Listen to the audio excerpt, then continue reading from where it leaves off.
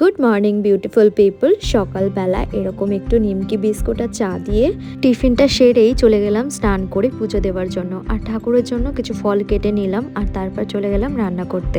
আজকে কিন্তু আমাদের নিরামিষ, তাই রান্নাটা কি করব তোমাদের সাথে শেয়ার করে নেব। চলো, প্রথমেই আমি কিন্তু এখানে পটলগুলোকে ভালো করে কেটে লবণ হলুদ দিয়ে একটু লাল লাল মতো করে পটলগুলোকে সব আমি ভেজে নেব।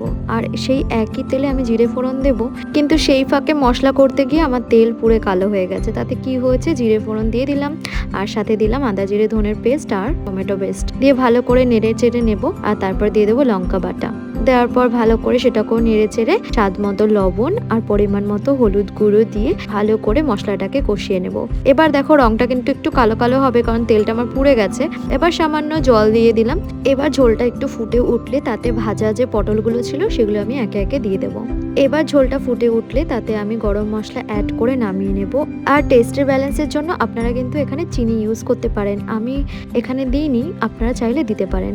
আর এই তেল পটল রেসিপিটা একবার হলেও নিরামিষের দিন বানিয়ে খাবেন, খুবই ভালো লাগবে। আর দিদা আমার জন্য বেসনের লাড্ডু পাঠিয়েছিল, তো বিকেলবেলা কি খাবো মন চাইছিল, তো এই লাড্ডু দিয়েই টিফিনটা করে নিলাম। তোমরা ভালো থেকো, সুস্থ থেকো, গল্প আগে অনেক হবে। বাই।